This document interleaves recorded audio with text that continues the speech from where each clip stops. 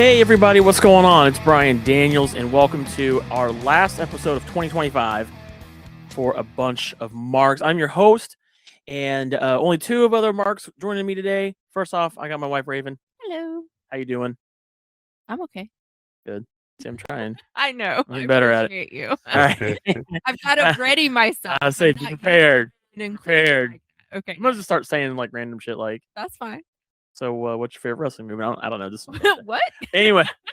So today. Razor's Edge. What? It's not the three-handled flying credenza.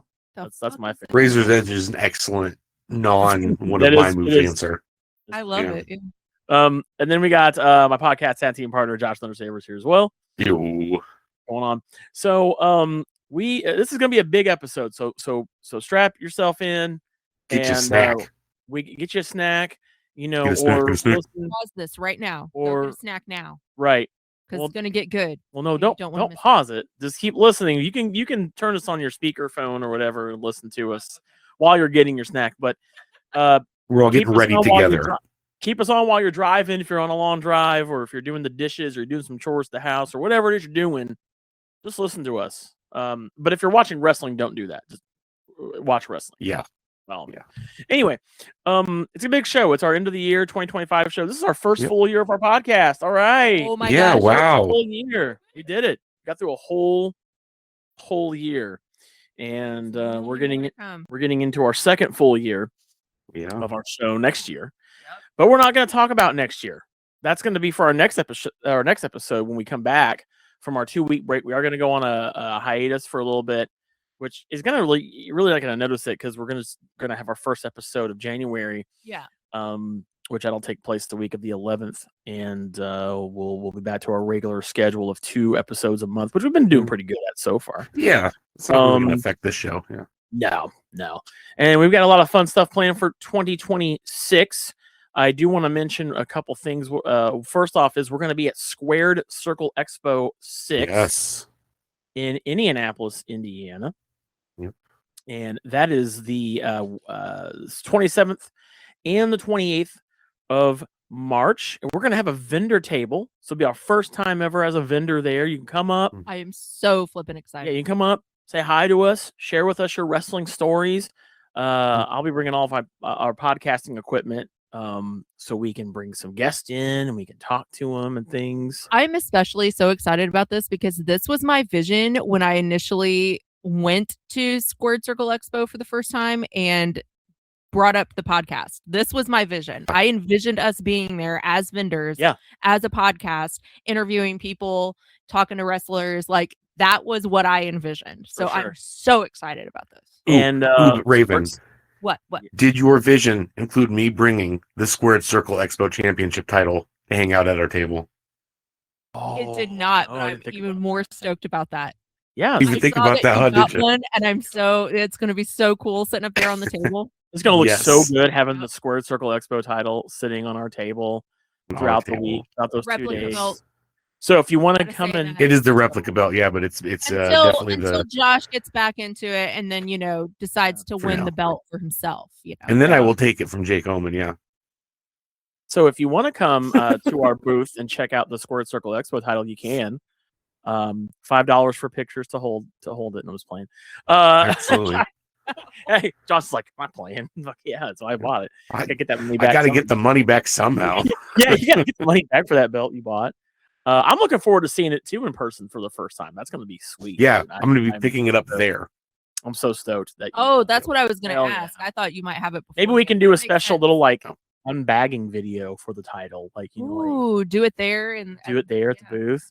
While we're there, absolutely. While we're there, hell yeah! All right. So, second of all, I want to talk about our sponsor, SeatGeek. If you are looking for a really great place to get some really affordable pro wrestling tickets or tickets to concerts or other sports events, like the basketball season's underway, football is kind of close. We're getting to the playoffs on that, but I know pro wrestling tickets can be very expensive. They definitely can. And if you want to save $20 on your very first purchase of $50 or more, you can use our promo code thanks to SeatGeek. It's the domain GPCE. So it's Gary, Charlie, Papa, Echo. I got it right that time. 10. So it's the domain GPCE 10. That's going to save you $20 on your very first purchase of $50 or more. Has to be new accounts only. And you can use that promo code. Get those tickets today. Save some money because there's going to be a whole lot of wrestling shows in 2026 coming up that you probably can go ahead and get tickets for right now. So use that code. All right. It is our second episode of the month of December. And if you don't know what that means, well, I'm going to let you know what that means. We do 2 episodes a month, by the way, little self-promo. We do 2 episodes a month. One at the first couple weeks of the month and one at the tail end of the month. And this is our second episode. And what that means is every second episode of the month, just kind of prepare you for next year. If you're a brand new listener, by the way, welcome to our show. Raven over here, my wife, she's not we can't say she's a new I'm not fan. a new fan. I'll just put it this way. The youngest wrestling, and by youngest, I don't mean age-wise. You're the least tenured wrestling there we go. fan here. Yeah. And which means there's a lot of pro wrestling's history and past that you have not got to experience yet. And so we decided to turn it into this fun little thing that we do on our second episode of the month, last episode of each month. And even more so, the last episode of the year. This was the perfect one for and well, it's the perfect one for other reasons too. I know. You don't know yet. Oh, I'm excited because I don't know what it is yet. And that's the best part. So how this works is there's always I love it, John. There are 6 matches at play, and Raven eliminates a match at random, one by one. Now, one of those matches is a bad match. Yes. One of those matches is a match that I have also never seen, so I'll be reacting to it with you for the first time. Yeah. But at the end of the day, all these matches are matches that Raven has never seen before. So let's get into. And they were all picked by you, me, and Rocco. Right, Rocco, Josh, and I all handpicked these matches. They are in no particular order. Oh. And once Raven clears all these matches off the board, we get the fun job of doing another round. And this is Raven's second round of 6 matches. So if you want to go back to our back catalog, you can listen to. I was just going to say, if you go back and listen to the original reactions, those we did have some guest inputs for matches on those as well on the first round. We sure did. But I know Josh and our friends Josh and Big Don from the Stable podcast. Go listen to them, by the way. TheEstablished.facts.com. Anyway, yes, this match took place on August 21st, 2005, at the MCI Center in Washington D.C. This match was for the custody of Dominic Mysterio. Rey Mysterio versus Eddie Guerrero in a ladder match for custody of Dominic Mysterio. This is the only one so far, and I don't know if we're ever going to do this again. Rey was 30 years old when this match happened. Oh my God, he was that young. Yes, and this was number-wise, I knew that. I just didn't think. And this was about a few months before Eddie Guerrero turned 38. He was 37. This would sadly be Eddie Guerrero's last SummerSlam match ever, as he would pass away in the same year, 3 months later, of a heart attack. Dominic was 8 years old at the time of this match. He is your current WWE Intercontinental Champion and AAA Mega Champion right now. He is. Which is so weird to know that while watching this match. I have not watched this match since I saw it live. You know, there's a Build-A-Figure action figure of Dominic from that match. Is there really? Yes. There's a little kid, Dominic, I'm your poppy. Yeah. Build-A-Figure. So I have one more fun fact about this match. I'm going to save that for last because it's going to transition right into the next thing we're going to talk about on this show. But first, what did you think of this match? Well, first of all, this was clearly the bad match. No, I'm just kidding. It's not that all the bad match. So I was kind of lounging on the couch, and I was like, "Oh crap! I gotta watch a match." Blah blah blah. So, and we do this really right before we record, just so everybody knows it's like. So it's fresh in my mind and everything, because if y'all have been listening for a while, my memory sucks a lot of the time. So we watch it. We watch it right when I start, or right before we start. So I was lounging on the couch and, just kind of waiting around, and Brian's like pulling it up on the TV. And then as soon as I heard them say Eddie Guerrero and Rey Mysterio, I knew exactly what it was. And I jumped up and I was just like, oh my gosh, yes, I'm so excited to watch this one. And I was literally on the edge of my seat. I just was so excited to finally see this. It was just fun. It was fun. And this is what I like about being a newer fan and going back and watching some of the stuff because it's so relevant now. It's so funny to see how something 20 years old is relevant now. Because like Brian mentioned, Dom is has the championship titles, and he always references Eddie Guerrero and being his son and everything. And I didn't realize, because I didn't delve that much into it. So a couple of things about this. I've never seen an Eddie Guerrero match. I've only seen bits and pieces. I was going to ask you, is this your first time watching? First time watching him in a match. So excellent. Yeah, so I love that it was this one. Ladder matches tend to be my favorite. Because they're brutal for both parties. So even when like someone is attacking somebody with the ladder, they're still getting hurt themselves because it's a fucking ladder.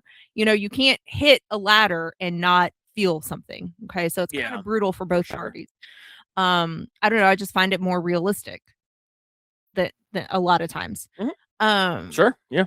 So I like that. And the fact that Dom, oh my God, if you've been listening for a while, y'all know that Dom is my favorite. I just absolutely adore him. He's like almost young enough to be my son. And I just think he's the like most adorable thing. I'm just so proud of him. When I started watching wrestling, he was just about to get out of his wrestling relationship with Ray. That was when him and the whole thing started going down, and he wound up being in Judgment Day. Yeah. So to see his growth since then has been incredible. So I was really excited to see this match. He was in the front row for this match with a quote unquote social worker, because I had no idea. I knew that this was a quote unquote custody battle, but I didn't realize that they had already established that Eddie was in the storyline. They had already established that Eddie was his biological father and Ray had adopted him. So I didn't realize that.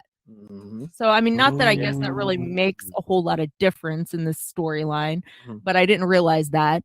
And I was also really glad that I can't believe after all these years and all the snippets and everything that I've seen online of this match, I did not get spoiled that Dom actually got in the ring and was shaking the ladder when Eddie was up there. I did not know that. And I also did not get spoiled on Vicky coming out there and knocking Eddie down. Yeah. So that was pretty cool. But the match itself, storyline aside, it was a good freaking match. It was a good match. Two really big name, powerful wrestlers. I didn't realize how big Eddie was. Like, Eddie was muscular, dude. Yes. Oh yeah, he had some muscles on him. I mean, like he was taller than Ray. He was like bigger built than Ray. I mean, like Ray's pretty built now too, but I mean, like you could definitely see the difference between the two. Like, I didn't realize that Eddie was so big. Well, that's the thing. Is also Ray is a very little man too. He is, yeah, very little guy. But it was just a good match. It was just a good match. There were some really good moves. We have two big name good wrestlers. I mean, I just thought it was kind of funny. I had not seen Ray's old entrance. So when he like jumped out of this thing with the pyro going off, it kind of looks like a Ninja Turtle just jumping out there. And I don't know. It was just, it was a really good match. Nice. Yeah. It was my first time watching that match since I had seen it live, Yeah.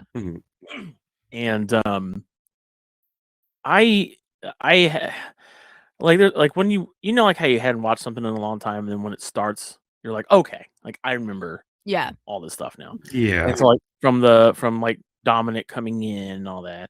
It's so weird that we met that kid. By the way, we've met Dom. Yeah. Met him like this year. So sweetest thing.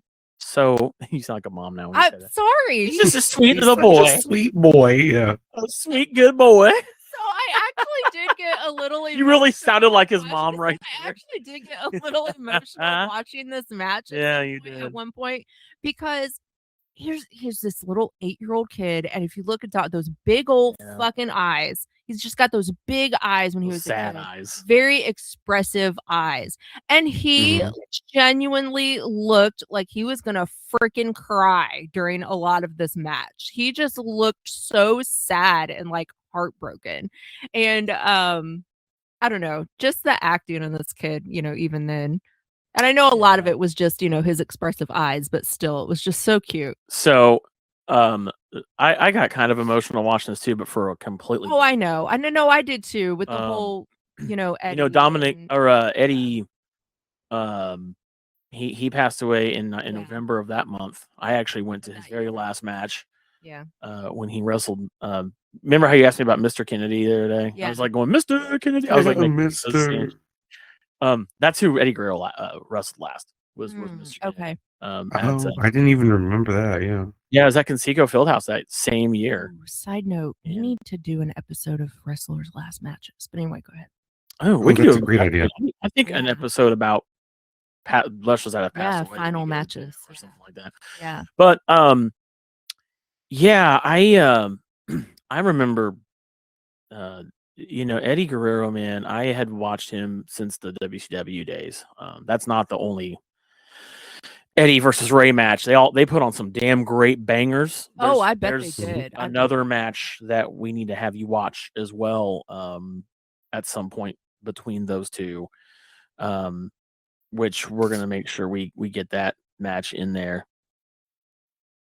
for you. Well, I don't necessarily have to use that as a Raven Reacts match. I can just watch that, can't I? Since I've already reacted to one of them. No, that needs to be a Raven React. Okay. That specific you match know them better than I do. Okay. Needs to be a Raven React. But I mean, honestly though, like Eddie Guerrero, I haven't watched an Eddie Guerrero match in a long time either. And I just often think, he would be this match is 20 years old. Yeah. He would be 58 right now if he was still alive. And I just kind of always wonder, like, how proud of Dominic would he be right now? Would he still I bet he would have still been involved in like the whole Ray versus Dom storyline. Well, and that was another thing that made me kind of like emotional too, because that's still a thing. Yeah. Like all this time. This was such a good match. It's a fun, silly match. They had a real big feud that entire year. Did they? The last match, this is not the last match they had. They had one more match before Eddie passed away. It was a steel cage match in September. So the next month. And then that would be their last time in the ring together having a match. But I mean, the life of Eddie Guerrero was a tumultuous one. If you've never read his book, I recommend doing that. It's a great book. It explains a lot. The man had just an incredible battle with like drugs and alcohol throughout his whole life. I still think some of his best matches were in WCW. He had some great ones like with Juventud Guerrero and Psychosis. He had La Parka. I mean, WCW had an amazing cruiserweight division, which was such an impeccable thing. Like, I think when I think of cruiserweights, I immediately go to WCW. There's just so many good. Ultimo Dragon, like I think they even had like Jushin Thunder Liger was there for a minute too. They just had so many talented people there, and Eddie was there. And I remember when Eddie came over with the Radicals. We talked about this before. You just wondered how they were going to use Eddie, and they did a really good job using Eddie. The whole him, even Dom does a lot of the shit that Eddie did. 3 Amigos, the 3 suplexes, the whole cheating to win matches. Like for sure throwing a chair at someone, then like lying on the ground, the ref turning around, disqualifying. So I mean, Eddie did all that shit too. So like, I miss him. He's probably one of my most missed wrestlers. I wish he was still around just to see Dom and what he's become. Josh, you got any thoughts on this match, man, or anybody in this match? I mean, it's one of those matches that just proves the ridiculousness that is professional wrestling. That everyone at the time, like I remember. Oh yeah. vividly at the time how engrossed everyone was in this fucking match, like it actually mattered in the life of this child. You know, it's like, oh shit, is What do he you really mean gonna it have did to go matter, and huh? live with his evil daddy Eddie Guerrero? You know, it was nuts. It was this match will always hold a special place in my heart, and I'm glad that you finally got to see it, Raven, and that you got to see it again and freshen up with it, Brian, because like, For sure. man, this one is one of the ones that says like this is professional wrestling because it's absurd as fuck, but it was really so is. good that no one even cared. No one even noticed how absurd the entire situation is. Well, it's so funny that I was just telling Brian right before the match, or like when the match started, that this is one of the most ridiculous storylines that I'm so invested in WWE or in wrestling in general. Because, like you said, it is absurd. It's ridiculous. And the fact that they even all agreed to this. But think about it. Here we are 20 years later, and it's still so relevant. Not just for us, going back and watching There's it. still callbacks to it. But yeah, exactly. There's still throwbacks to it. And look at how this whole thing, I mean, you can't say that it didn't impact Dom's career or his future absolutely. in general. Oh, because yeah. Look at his current haircut. Into it. You know what I mean? Yeah, his haircut. He looks just like Eddie. Absolutely. Yeah. So, and look how much he leans into that and has used that to fuel his feud with Ray. You know, I mean, it's, gosh, this was storytelling right now. This was fantastic. All right. Well, let's go ahead and move on. Yeah. You like this match? Yes, absolutely. Highly recommend this match. Yeah. Good. Well, I said I had one more fact about this match. That's going to lead into our next topic of discussion, which is really just going to be our main event discussion as we reflect on 2025. But most of all, this is also part 3 of John Cena's career. And how we're going to tie this over is because, check this out. The SummerSlam, this match that Raven just reacted to took place at the MCI Center in Washington, D.C. Mm-hmm. That is the exact same place John Cena had his last match. Oh, okay. On Saturday night's main event. Okay. So we're going to talk about that match because, oh boy. No. We're going to talk about the farewell. Yes, we do. We're going to talk about the farewell tour. Yes, we do. Fun match. I know. We got the highs and lows of pro wrestling are going to all happen in this one episode. So it was the culmination of an entire year. Really let alone an entire career for John Cena. So John Cena announced last year at Money in the Bank. Be my last year career. He announced last year at Money in the Bank that he was doing this farewell tour. That he was going to retire. He was going to do something that no one has quite literally done before in professional wrestling, which is have a farewell tour. And I had to think for a second when he said that. I was like, has anybody really ever done that? I want people to do it, though. I think John Cena was a good choice. Sure. At least that's what I thought at the time. Well, see, Raven, that's where your inexperience is getting the best of you, because I think Josh and I kind of had an understanding that like this was going to be bad. Like I had a feeling. That's what I thought at the time. Because if you've ever followed pro wrestling for like 20 plus years, like Josh and I have, you already knew this was like going to be kind of mid because it's John Cena. Oh, I literally predicted exactly what was going to happen on an episode a couple months ago. Yeah. Well, and we had all had fairly accurate predictions mid-year when we were talking about it at Indiana Comic Con too. Yeah. So for me, it was going to be Gunther. He was going to tap him out. Yeah. So for me, it's we'll talk about the last match in a bit. Let's talk about this whole year. First off, John Cena won. I've always thought John Cena was a good entertainer.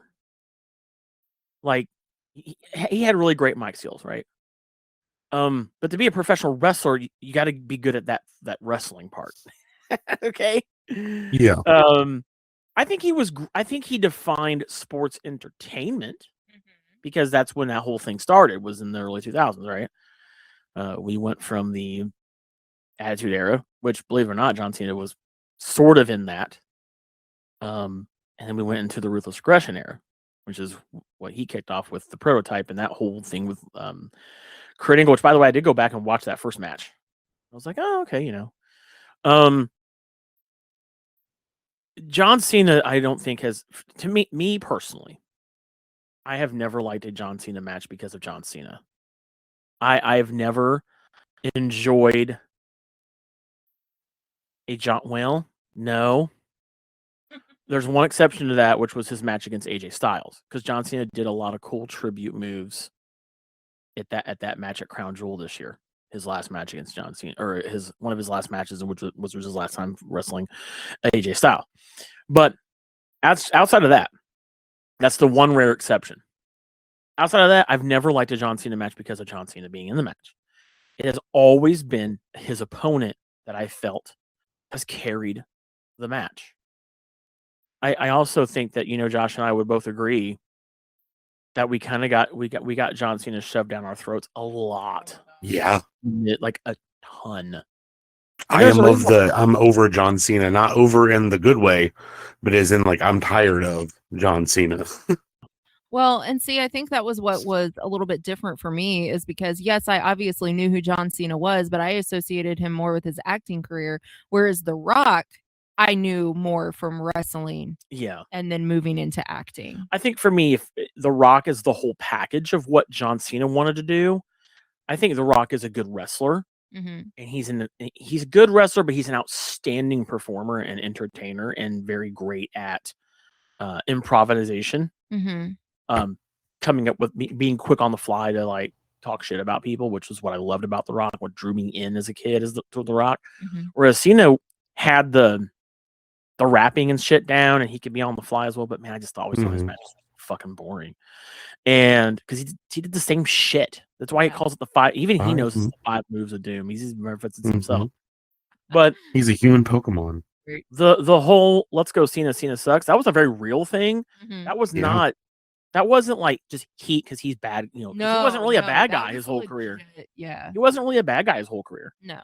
He was for a very short fraction of it when he was the Doctor of Thugonomics. Outside of that, he was a face the whole time. Sad. I missed that area. You should be. That was the one time I kind of liked Cena, but I didn't like him for a wrestler even then. I liked his persona, his entertainment. So for me, outside of that, it was all real heat. He came into one night stand against RVD for the WWE title. Real fucking heat at the Hammerstein Ballroom. Real ass heat. Yeah. I mean, if Cena wins, we riot. That whole sign. And we all got sick and fucking tired of just Cena getting over pay-per-view after pay-per-view. It was like he was the main event all the time. And it was just like, we get it. We get it. You want us to like Cena. I'll say this. The difference, everybody calls John Cena the GOAT. He might be their GOAT, but he's definitely not my GOAT. Yeah. I don't think I would ever have said this before, but I draw comparisons between him and Roman Reigns. The difference is they tried so hard with Roman Reigns that the fans booed the shit out of Roman Reigns, and they said, all right, let's do something different. And they did something different, and now everybody likes Roman Reigns. I love Roman Reigns now. I did not like him back then. They fucking had him wear contacts, which was the stupidest shit. They even had The Rock to come out there to try to get the fans to like him when he run the Royal Rumble that year, and nobody did. And the difference between Roman Reigns and Cena is everybody legitimately did not like John Cena unless you were like under the age of like 15, maybe even 12. Basically. And he never just got over with the fans that did not like him. At least I don't think so. I mean, maybe he did. Maybe some of them did. Maybe John Cena was so hated that everyone loved Triple H for a minute because he was like, fuck Cena. And Triple H was hated more as a heel. Yeah, I knew that. And when there were matches between Triple H the heel versus John Cena the face, people were chanting for Triple H, who was supposed to be the big hot heel at the time. Think like Roman Reigns heat when he was in the bloodline and everybody wanted those fucking belts off of him. Mm-hmm. They would cheer for Triple H. That is how real the hatred was for John. I mean, they were even doing. Helps put it in perspective. For Raven, they were even doing this thing where I don't know if you ever seen Cena do this, where he would how he bounces off the ropes and he comes in the ring and he does this. He used to take his hat off. They would throw the hat back at him. Oh my god. He would also take the shirt off. And they would throw the shirt back. That's how much they did not like John Cena. The hate was not. It wasn't like you're a bad guy. I gotta boo you heat. It was go away heat. It was almost like X-Pac heat. They hated him that bad. That poor guy. And so I never got into John Cena. Never got into Cena. So he announces his farewell tour, and I was like, well, here we go. And it was a year. So we'll start with the Rumble. Raven and I went to the Rumble, which that's been so far away. It seems so far away now, but it wasn't. I know, it feels like forever. It was our first time going to the Rumble together. It was both of our first times ever going to the Rumble. Cool as hell to cross that off the wrestling bucket list to do. It was cool seeing John Cena in his last Rumble. That was his first big thing he did on the tour. And actually, you got to see a really great Rumble. I did. As your first one to go. Well, it's our first one to go to. Everybody was in this Rumble. Yet CM Punk, Roman Reigns, Seth, every person that was hot at the time. AJ Styles came back. Oh, your favorite came back. Yeah. Shut the fuck up. But they were all in this. So this was actually, and just side note, this was a great Rumble because this was actually when I realized that I kind of liked AJ Styles. Oh yeah. Which I knew you eventually would. I know. It was a matter of time. Yeah. Anyway, it was cool to see Cena. And then it was down to like Cena and Jey Uso. And I was like, are they really going to have fucking Cena win the Rumble? They sure as a fuck did. They did not. No, I know. They had Jey. And the internet lost their mind. The internet would have lost their mind no matter who would have won. Can't please everybody. So then we go to Elimination Chamber. That's the next one, right? Yeah. John Cena wins the Chamber. Chamber was for whoever won the Chamber took on Cody Rhodes at Mania. Now this could have been anybody. I think Seth was in this match. I think Punk was in this match. A couple of people. Cena wins. Yeah. And at this moment, this is the moment where it went from being a mid tour to just goddamn bad. This is the moment when we got Travis Scott and The Rock coming out, which they did absolutely not a damn thing with after this. Nope. At all. It almost got like a retcon. Thank God, but still. He came out and punched Cody in the face, and they were like, nah, fuck off, dude. Well, if you watch Unreal, they actually kind of dug that in the back. Yeah. I haven't finished it yet, yeah. Yeah, they dug that. They were like, you did good. And so they covered their ass on that. Weird. Travis Scott had no fucking business being out there. No. With his fake hardcore title looking piece of shit belt that he had. The Rock damn sure had no business being out there. Everybody was over The Rock at this point. We all kind of wanted to see The Rock versus Roman Reigns, but that got scrubbed. And rightfully so, because Cody should have finished the story at WrestleMania last year. But John Cena turns heel. We all wanted a heel turn. I had wanted a heel turn for a long time. A lot of us had wanted it. Yeah, it was asked for decades. Because we got a little taste of that in the Doctor of Thugonomics era, right? When he was a heel for a little bit. We're like, okay, he's turning heel. This God, I hope this is good. It was fucking terrible. It was robotic. Yeah. It was almost like AI made this heel turn. It was worse than I anticipated. It was so bad. He was on this I want to ruin wrestling.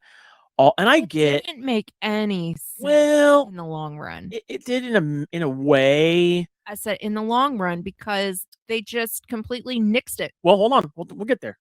Don't get ahead of yourself. He comes out, cuts these promos, which make a little sense where he's like, none of you have appreciated me. You've all booed me. I'm like, okay. But he could have done this in a whole different way. And I get I watched a little bit of his interview with Chris Van Vliet that he did about a week or so ago, where he's like, everybody thought you were going to come out to a new entrance music and all this. And John's like, no, I'm not going to give you anything because it's ruining wrestling. I mean, but he didn't really ruin wrestling. He ruined himself. No. Yeah. You didn't ruin wrestling. You just came out with like the words with your name on the Titantron and your theme. which is the same theme. Why would you use the same theme? Why would you do the whole like that's not exciting? You're a heel, right? Like what? And he looked like he ate the worst bowl of like Cheerios on his face. He had that dumb fake mad look on his face. Rumpios. Like he ate the Cheerios from the alternate universe in Peacemaker.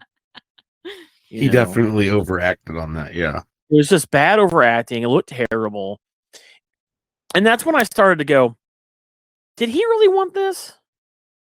Because everybody had been speculating that John Cena was like in charge of this whole thing. Now we're going to talk about that. He then goes on to WrestleMania. Shockingly wins the 18th title, right? Or no, 17. He's never seen 17. Beats Cody in a very uneventful match at Mania. That was such a that match was just not that good. It was a wet fart, man. And I think Cody tried so hard, but I don't think in Cody's mind, he's not thinking about this being a bad match. It's a dream match for him. Right. He always wanted to wrestle John Cena like that. So he got that. And Cena wins the 17th title, which I had a feeling they would do. Yeah. I was like, oh, they're going to put him over, aren't they? They're going to have him win the 17th. That's going to be part of it's farewell tour. So he beats Cody. Does all this shit with the belt. He ends up doing all this cheating heel things. He hits Cody with the title to win the title at Mania at Vegas. All this shit goes on and on and on. I'm trying to see what was. Let me pull up Cena's farewell tour matches. Hold on. What did he do here? Oh, a complete timeline of the tour. Here we go. Thank you. So he has his match at Mania. Yeah. So then he gets into a feud with Randy Orton. Now we were all talking about what if you listen to our part 2 of the career of Cena, we started to talk about what this tour could be like and who we'd like to see, maybe even be his last match. And I think either me or Josh said Randy Orton would be a cool last match. Well, yeah, Randy Orton, I absolutely, and I still feel that way. I do too. Well, he ended up not being his last match. His next match after WrestleMania was Randy Orton. Yeah. He gets into this feud with Randy Orton. They have a match at Backlash for the title, of course. Cena wins that match. That match was okay. You got two guys who are not at all in the prime of their career. I think Randy Orton carried this one again, showing he is by far the superior actual wrestler and athlete than Cena. Yeah. Then we get it was after that match. Because that was when R-Truth came out. That's what he cost Randy Orton the belt. Oh, that's right. Remember he came out. Yeah, I'm glad you pulled that up because there's a lot I don't remember. Yeah, I had to. I had to refer. Because a lot of this is just so bad, it's like a throwaway to me. Like it's like whatever. Right? Yeah. So that was the night when they were still doing press conferences. Remember those guys? Remember when they did press conferences? I miss press conferences.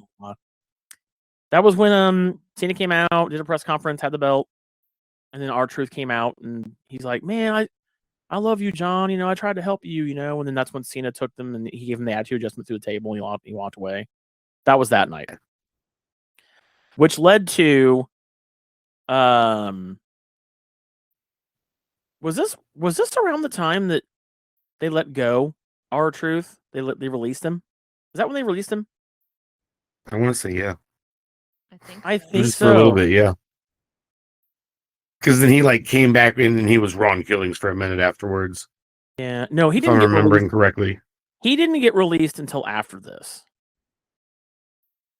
He wasn't released until after all this. He got released in June. Okay. Yeah.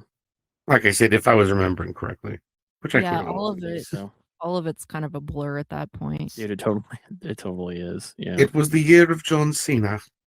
Yeah. So anyway, that's when R-Truth had his match with John Cena, where he was Ron Cena. Yeah. They had a match at Saturday Night's Main Event. I forgot about Ron Cena. Cena wins that one. Then he goes on to his next feud. This is all while he's still a heel. He starts getting Cody Rhodes gets into it with Logan Paul. And then we get John Cena and Logan Paul. This is at Money in the Bank. So this is now a year from when John Cena announced that he was going on his farewell tour. Okay. He had a tag team match, John Cena and Logan Paul versus Cody Rhodes and Jey Uso. Once again, another, I don't give a fuck about this match. Like, I don't care about this. There's nothing at stake here but pride. It was just another match along the road. Another stop in the, stop on the map, right? So then it was actually before this that R-Truth got released.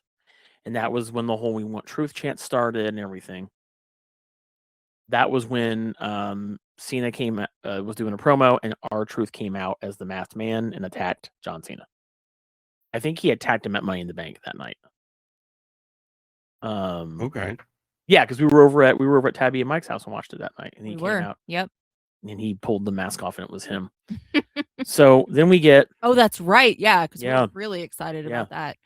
Which, man, that was so sad. What a waste. What a fucking waste. And this, by the way, guys, we're doing my big sigh. By the way, this is also our year in review show. Yeah. So we're kind of semi doing both things at the same time. I want to park right. It kind of was the year of John Cena, if you will. Yeah. At least in WWE, Let's park it right here. I wouldn't have minded so bad if his run wasn't so bad. So let's park it right here. How did we feel about Ron Killings cutting his hair and trying to do the Ron Killings thing for like a brief moment? Great if they'd have actually done something with it. Mm-hmm. Same thing. If they would have fucking stuck with it, my dudes. Yeah. Yeah, but it just felt like he did that to come back, and then he was missing for another 2-3 weeks, whatever, and then years. Came back the same goofy R-Truth, which don't get me wrong.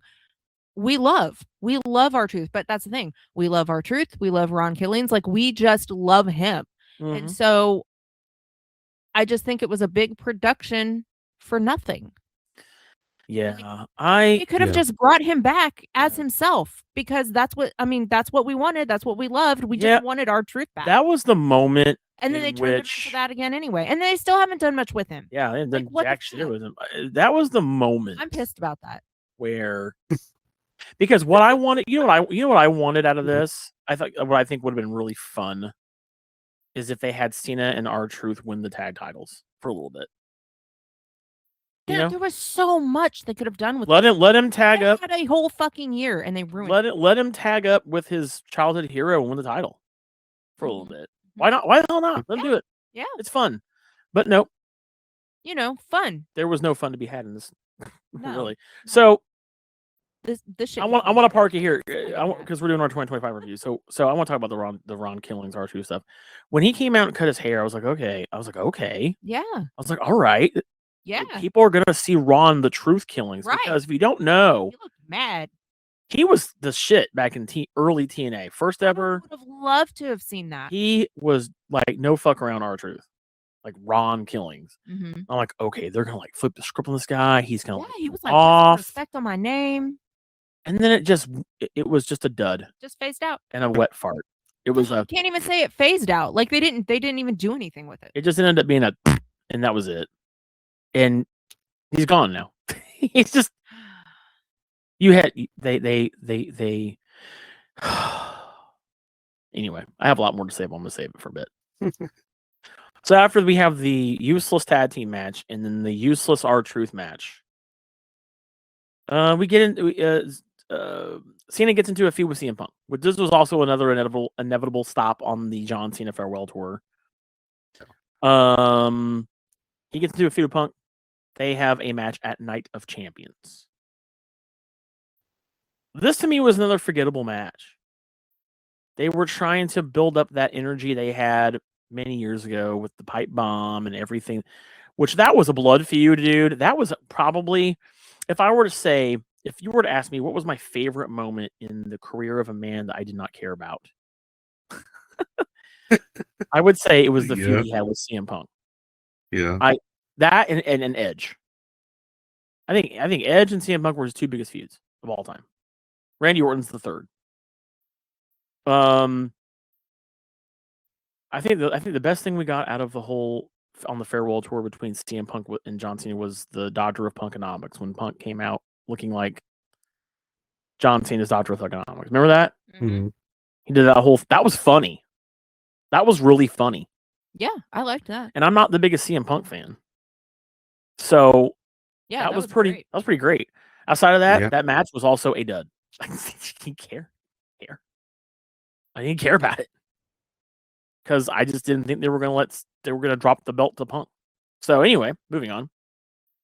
And I'm sorry, guys, I don't have a lot to say because this farewell tour is really just a big fat F to me. And I think that's even what didn't ESPN give the farewell tour an F? I don't know. I didn't see that. They did. I Yeah, think. they were pretty upset. They were not happy. Or at least that's what some of the, I saw that they weren't happy, but I didn't see anything else about it or look into anything about it. Yeah, I think that they gave it a really bad grade, which I would give it the same. It was just a dud. Anyway, after his match with CM Punk at Night of Champions on June 28th, we're now marching towards SummerSlam. By the way, this is the first ever 2-night SummerSlam, which the main event of night 2 would be John Cena versus Cody Rhodes for the WWE World Undisputed main event title. I don't know what they call it anymore. I'm just kidding. I'm making fun of it. I know what they call it. It's just, yeah, it's like 4 different names for this belt. But anyway, it's the belt. Anyway, Strappington. This is the pivotal moment in the farewell tour because we're at a little over now the halfway mark, right? Mm-hmm. We've only got about 4 months left now in the career of John Anthony Felix Cena. That's his real name, by the way. I thought you were just coming up with random middle names. Yeah, I didn't know that. Yeah. So anyway, I don't know that I knew that either. I knew he had 2 middle names, but I don't think I knew what it was. So he's John as fuck Cena. Gotcha. John A.F. Cena. That's actually. Yeah. I like that. That's kind of dope. John A.F. Cena. That actually is. Why did they never do that? That's actually pretty funny. Good one, Josh. Good pick. I mean, yeah. Seriously, this is why they should be hiring me. But no, fuck it. They just for sure. Right? I know, right? Why would they hire fans? Anyway. Exactly. So then we get. This is the moment.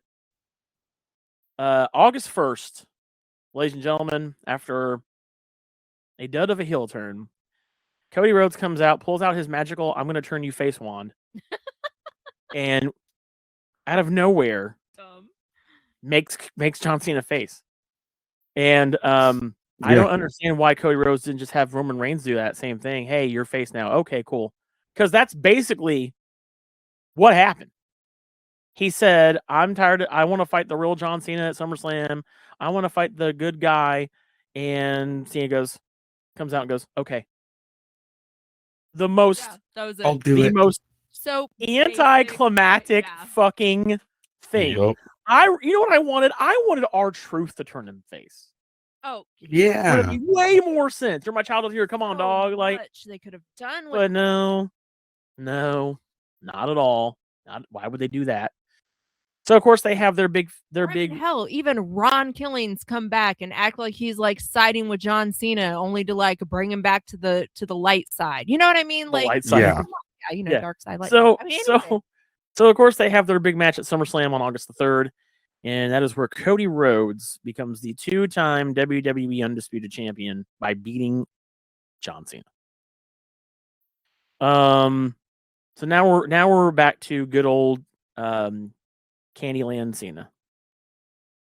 John A.F. Cena is out the door. AFC.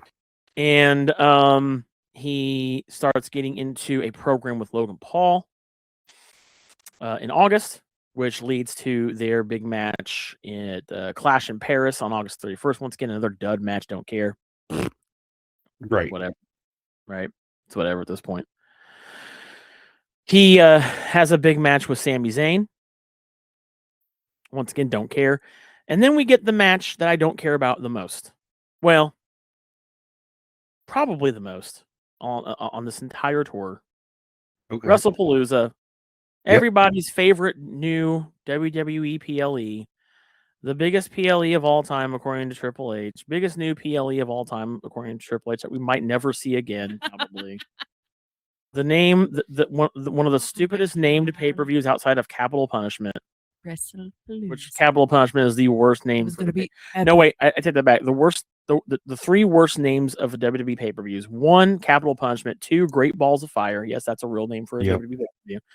And 3 is WrestlePalooza, which, to be fair, was an old ECW pay-per-view back in the day. Wait, I gotta pause you. What the was Great Balls of Fire? Great Balls of Fire. That was no. I know that was the name. What was it? What did it? What just the pay-per-view? That was just the pay-per-view name. But there was nothing. There was no gimmick behind it. It was just goodness gracious, Great Balls of Fire. Yeah. Great Balls of Fire. Yep, there was a song. That was the thing, yeah. 2017 pay-per-view. God, that was in 2017. Great Balls of Fire. I'm showing her the. God, is that Brock Lesnar? That is Brock Lesnar. Brock Lesnar versus Samoa Joe for the Universal Championship was the main event that night. Great Balls of Fire. The one and only Great Ball. They should bring that back. No, they absolutely should not. That is dumb. I'm going to petition for the return of WWE Great Balls of Fire. Do it again. Do it. Anyway, do it. Bring it back. WrestlePalooza, which took place in my hometown, our hometown of Indianapolis, Indiana, which, by the way, that same month we would meet Triple H, and I would tell him how much he sucks at booking. No, I'm just playing. Okay, no, you do not. No, that was that weekend. We heard that was that weekend. Triple H sitting right in front of us. Yeah, we got to meet him and everything. That was pretty cool. Right in front of us during that TED Talk, and hearing him say how epic WrestlePalooza was going to be. Let's park this real quick. How cool was it meeting Triple H? You know what? Was it cool? It was pretty fucking epic. Yeah. Yeah. I got to see his nose up close. He's got a big ass nose. That's weird. He does have a big nose, you know. There's a bit that you've never seen. It's so weird that we remember or like see these different things like during these meetings. No, he doesn't have a big nose. He was nice. I mean, brief. It was a very brief interaction. It was extremely brief. He's not as tall as I thought he would be. I didn't think he was as tall as I thought he would be. Oh, he was as tall as I thought. He doesn't look. You know, these guys look so much bigger on TV. And some of McIntyre did not look as tall in person as he actually is. Yeah, some of these guys don't look as big in person. Some of them do. But to be fair, we were standing directly next to Triple H, where we were not standing directly next to Drew McIntyre. So that might be why he didn't seem as tall. Like but Triple H did. When we saw Braun Strowman, I don't think he looked that big to me. No, and we were standing. We were like right next to him. Kevin Owens, we were right next to him. And Kevin was great. Kevin looks exactly like he does on TV, though. Well, I would hope so. He does. But no, I mean, like some of them look like, I think Bayley's tiny. But we met Triple H. That was cool. That was a pretty cool thing. That's the one thing you don't get to pay to go. You don't get to pay a meet and greet to see him. No meet and greets, no anything. He doesn't do meet and greets. Any of that. That was a pretty one-time only thing that we'll probably never get to do again. Which really sucks for me because I have a horrible, horrible picture with Triple H. It is really bad. It is really bad. But it was kind of cool. I mean, you don't ever get to, that'd be like meeting Vince McMahon back in the day, but not as cool. But he's the guy that runs the shows. That's the guy. You're meeting the guy who. Yeah. Except the guy. He was a wrestler. And he was a wrestler. I mean, he's the guy that I loved hating back in the day when I was a kid too. Yeah. It was this cool culmination for me personally. Yeah. Like I booed the fuck out of him like the 2000s and watched he had some fucking amazing matches back then. Yeah. And getting to just shake his hand and tell him thank you for my childhood and everything. And he was great when we met him too. Like he actually apologized to the people. He was like, "Sorry guys, I have a flight to catch in like 30 minutes." Like he was, he was great. But he stayed and he signed a couple of things for people. I mean, until they told him he had to go. But he was. That was cool as hell. I can't believe we got to do that. What a cool ass. The only thing that would have been cooler for me that weekend, aside from meeting him, is if Stephanie would have been there too. Yeah, that'd have been cool to meet her. I would fucking love to meet her. We also got to meet Soraya. I didn't get to meet her, but you did. Soraya Page. She was Page. I didn't get to go that day. She was cool. I had to drive back down here and work, and then drive back up to. I bought her book that she autographed for me while I was there. She was such a sweetheart to talk to and didn't get to meet and stuff. It was cool. Isn't she going to be at SCX? Yeah. I think I'll she get is. to meet her then. Maybe. I don't know. I think they announced already, but yeah, I think so.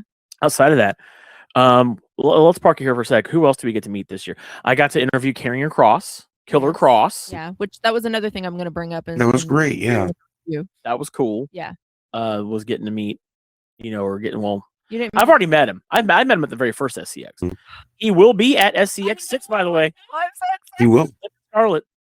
Ed and Adolfo, if you listen to our show, What's going to be so please have him wrestle on the card.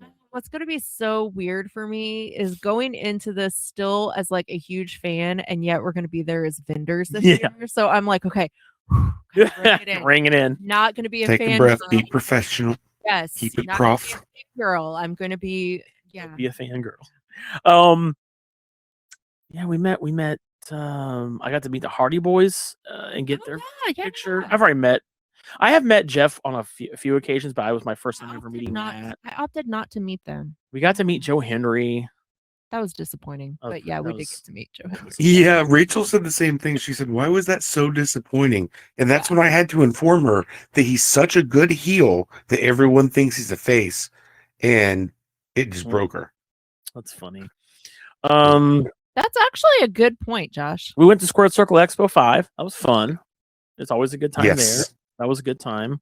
Highlight of my. This is the year we met Bret Hart, right?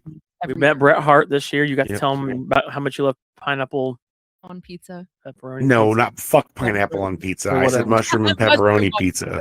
Mushroom on pizza. Yeah. I referenced a stupid commercial he made for Pizza. Yeah. In Calgary. Yeah. Jericho. We met Jericho. Yeah, he was cool as hell. Was Trish Stratus this year or last year? That I think was last year. Okay. Yeah. But she's gonna be at SCX. So I get we got to get a cool photo with JR and the King. Did we meet? I was gonna say JR fucking waved at me before the photo. We also met Damian Priest this year. We did meet Damian. That was early this year. Yeah. Yeah, because I was recovering from the flu. And then when we met Dom, I was recovering from gallbladder surgery. Mm-hmm. Yeah. And then good God. Yeah, we got to go to the Rumble. This is how I remember when it was. We went to quite a few shows. Yeah. This is the year. Was it this year? Was this the year that I went on my 8-week streak of going to a show? Last year. Earlier this year. I remember. Yep. It was for this year. Yeah. Started with SCX and I went to White River Wrestling and I thought it was last year. Or was that last year? I thought it was last year because I went with you for some of it. I'm pretty sure it was last year. Man, I swear, I feel like we do all I don't know. This year has been a blur. We really did do a lot of stuff at the beginning of the year, though, wrestling wise. No, that was last year. That's what I thought. The 8-week streak was last year. That's what I thought. I just looked it up. Yeah, we just got to do so much cool shit like wrestling related OVW. I got to Rocco and I got to go see a lot of OVW. Rocco and I got to go see OVW at a White Castle parking lot where they did a Money in the Crave case match. Oh my God, yeah. It was fun. Anyway, back to John Cena. I know. I want to see if it. Well, we're doing year. Well, we're still finishing this up. Let's finish this up for today. So. WrestlePalooza. Mm-hmm. John Cena versus Brock Lesnar. Anything versus Brock Lesnar sucks. What a terrible match. Was that even a match? That was a squash. Lesnar comes out. He really did just throw him the fuck around for a little bit and then it was over with. Gave him 47 fucking F5s and that was the match. That was Brock Lesnar's return match, by the way. Stupid. Then we get to, which I would have to say is the light in the darkness, the pinnacle of the John Cena Farewell Tour. In my opinion, I would have preferred this to be the last match if we were going to have anybody that's in current WWE wrestle John Cena. John Cena versus AJ Styles at Crown Jewel. This took place on October 11th in Perth, Australia, and this was an outstanding match. John Cena did a really great job paying tribute to so many people that he didn't get to have a match with. That was really fun. It was great. AJ Styles did an amazing job. I feel really carrying this match. That was actually one of my favorite matches of the year. Yeah, it was pretty good. It was really good. So yeah, great match. Then we move on to November 10th. John Cena versus Dominic Mysterio on Raw for the Intercontinental Championship. Of course, they had to give John Cena his Grand Slam championship. He beats Dom, and for me, man, I get it, but I don't. I think to be the greatest of all time, you kind of also have to have some flaws, right? And I think for Cena to have sort of a flawless, he did everything in the career, I don't like that. I think if you want to have him be a legend, the legend of Cena should be, I never got to get that IC title. I never got to get that. That's my one. I never got it. And I think that would have shown some character more in the character of John Cena. Does that make sense to anybody? Yeah, a little bit. I mean, to say he never got that one. I think if anybody should have got the IC title for the first time, it should be Sheamus. But what do I know? I don't book anything. I don't book WWE. Dominic lost title, which I think for me, that once again, I don't think that did anything for Dom. Outside of he got to wrestle Cena, which that's great. Right. Which I think he would have been fine with. I mean, he was. Dom probably loved that anyway. Yeah. But then we got on Raw, we would end up getting John Cena, Rey Mysterio, and Sheamus versus Judgment Day. And then we would get John Cena's last. That was John Cena's last Raw, by the way, the 11/17 Raw. Oh, yeah. Then we would get John Cena's last PLE pay-per-view ever. John Cena versus Dominic Mysterio at Survivor Series for the IC title, which of course Dominic Mysterio would win back. Won it back. So now he's a two-time IC champ. Really great match for Dominic Mysterio. Liv Morgan will return that night as well and help screw over John Cena. It's funny. That was awesome. Now we're here. 36 dates. 35 dates done for Cena.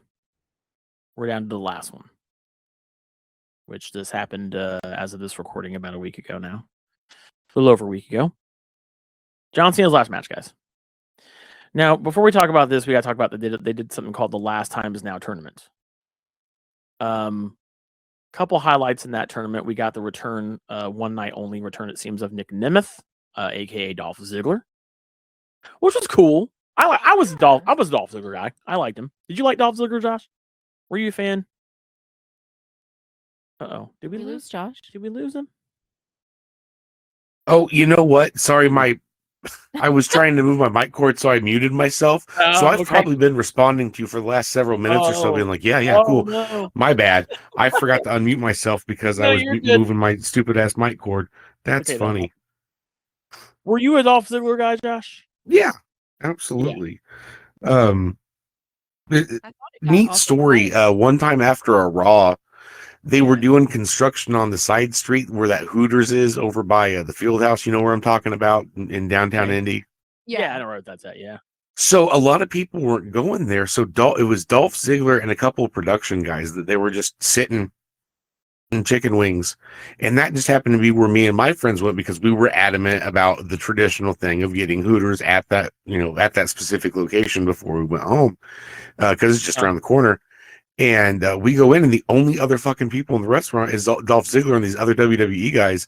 So we were very respectful and everything. Like, we were like, okay, maybe we're going to, ask him for an autograph before we leave or something. And then this other group of people come in. They immediately start going, oh, my God, it's Dolph Ziggler. Let's go bug him. And they went over to his table and was asking him for an autograph and stuff. So we started a let him eat chant inside the Hooters, which is great. Funny. So and then they kind of paid their tab and got to-go boxes and left, and they just kind of like nodded us on the way out. And I think they did end up signing a couple of the people with his napkins, but yeah. So let him eat. You said the Hooters downtown, right? So you know what's great about that place, bud? What? That is where I would watch so many pay-per-views with my friends at that. I thought that was the one you were. That's the one where I have a really funny story to tell you real quick. So we went about One Night Stand, the one with John Cena. And this is actually great because this is talking about the end of his career here. So we went, my friend Nick and I and another friend of ours named Mark, we all went to that Hooters for one night. And it was that night when there was a really bad storm in downtown. Now, that Hooters would show every pay-per-view, and you could watch it as long as you bought something to eat, right? So we were munching on like we always would get like a big party order of like boneless wings or bone-in wings, and that's what we would eat. Get that a big old thing of fries, and some like cheese sauce. And that would be another thing we'd do all night. And which I will say, by the way, I wish that was a thing they did more of.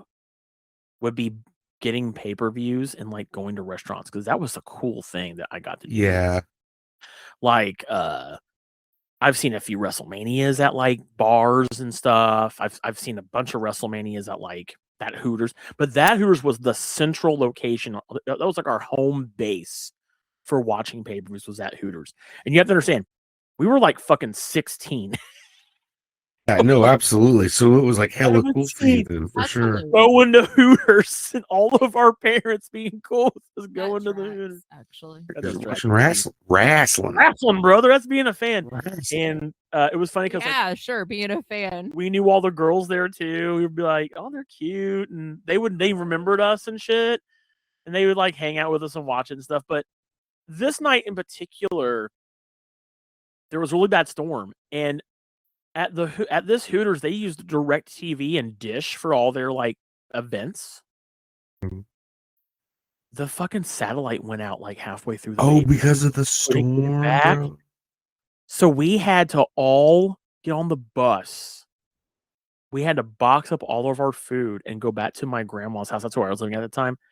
And my grandma was like, "You guys can go ahead and order the pay-per-view and watch it, and if you want to finish it." And we did in my bedroom. Excellent. So I watched half that pay-per-view. I watched at Hooters. The other half was in my bedroom at my grandma's house. My friends came over. We got all of our Hooters out. And we ate it, and we took our Hooters out and watched them. It sounds so bad. Yeah. Wow. Oh yeah. Hooters are coming out of my grandma's house. But that's a little memory. Yeah, that's a good one. The other surprise in this Last Time Is Now tournament was the return of Matt Cardona, Zack Ryder. Yeah, as Zack Ryder, yeah. Cool. I just kind of wish it was more, like, I don't know. That was just a one-time thing. I didn't think they were going to get put over. People were like, "Oh, they should have put over." They weren't going to get put over. No, they were literally there to be. That was the deal. Yeah. Was because that match, in all essence, didn't matter. So they were like, "Okay, fuck it, let's make it fun." Which, by the way, if you want to meet Zack Ryder, he will be, or Matt Cardona, he will be at Squared Circle Expo. Squared Circle Expo. Can you tell that we're promoting the fuck? I'm wearing my SCX shirt right now, doing this. I almost wore my Mark shirt today. That's funny. So, this is when Gunther came back. Now, here's the deal, kids. It was reported about 5 months before that Gunther was going to return and face John Cena in his last match, right? We kind of all knew. I think Fightful, Sean Ross Sapp reported this. Yeah. So when Gunther came back, I was like, hell, there he is. He's going to win this match and going to probably beat John Cena, Yeah. That's exactly what happened. That's exactly what happened.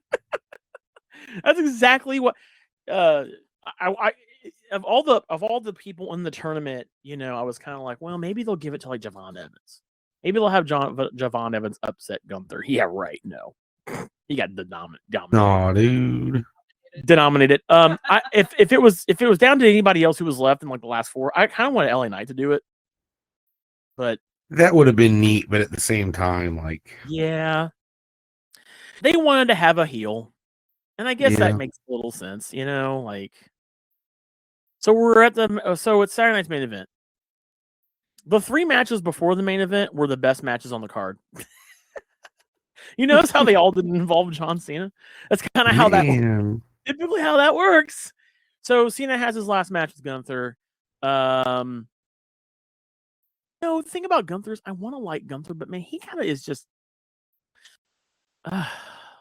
It's easier to just not like him. But that's why he works so great as a heel, The thing about him though is he still feels to me so. I don't know. I don't want to say irrelevant, but it's like the belt is what makes him. Having a title is what makes him. And I wish that he could just be him, and that would be enough. Yeah. And I still feel like fans carry over the whole Walter thing from him, which was great. But man, him as Gunther, it just doesn't hit the same to me. If you haven't went back and watched a Walter match, you got to go do that. It's fucking great. Back. But now it's just he had that goddamn IC title for so long. He felt like Mr. Irrelevant when he didn't have a belt anymore. And I feel like now they're going to push Gunther into the main event light with Cody when Cody gets through with this feud with Drew, which I kind of like to see Drew beat Cody. And I want him to get that win back so bad in front of a crowd and have the belt for a while. But Gunther wins this match. I can't say he tapped out John Cena. John Cena gave up. He had like this, some say it's a smile. I thought it was a smirk of relief. A relief. It's just a look of resignation. Like a smirk of resignation. It was it went out on a whimper. Yeah. I don't know or feel that John Cena really kind of liked the fact that everybody came out there after it was over. I definitely can tell that Cena didn't really want to have those belts on him. He just kind of like, that was kind of weird. That was kind of weird. Like, he wasn't that champion. Like, he never held one of those belts. Yeah, like he held the WWE Undisputed title. He never once held that current version of the lower that specific one. Yeah. So I don't know, but so I want to talk about what people have been saying is that John Cena got to do everything he wanted to do. Factually incorrect. If you've listened to him in his interviews he's done recently, he did one with Rich Eisen, and he did one with Chris Van Vliet. Which, by the way, Chris Van Vliet, super amazing. Definitely one of my favorite, if not my most favorite, pro wrestling interviewers. Chris Van Vliet. Yeah. And just a downright nice guy. Yeah. We did an interview with him. I don't think we did. We did an interview with him. He's phenomenal. Barnum. Absolutely. Maybe we can have him come over to our booth and that would be oh my god, that would be amazing. Him and Sean Ross Sapp. Yeah. They're two of my favorites. Stand-up great guys. Two of my absolute favorites. John Cena had said on the Rich Eisen one that he didn't get to do this in the way he wanted to if it was on him. He said, "This is not on my terms." He flat out said, "This is not on my terms." On Chris Van Vliet's podcast, he came out and said, "I'm a company guy. There's a reason why in the Unreal show, that I was the last one that they called because they know with me I'm easy. I'll be like, yeah, sure, great."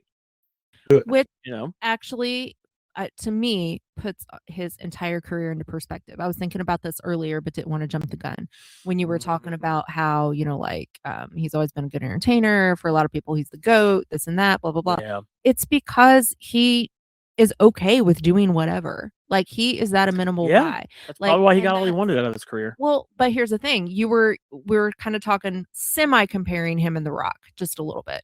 When I said The Rock, and it occurred to me that that's why The Rock is where he is in his career, because he went along with like running. No, Oh. Let me finish. Where he is in his career in the way of like, TKO and being on the board and this and that, because he is more aggressive. He is more idea driven. He is more sticking his foot in the door and like, hey, this is what I mean. And we've seen that in interviews with The Rock. Like, he pushes back. He says, no, I think it should be done this way. He's way more in control of his career.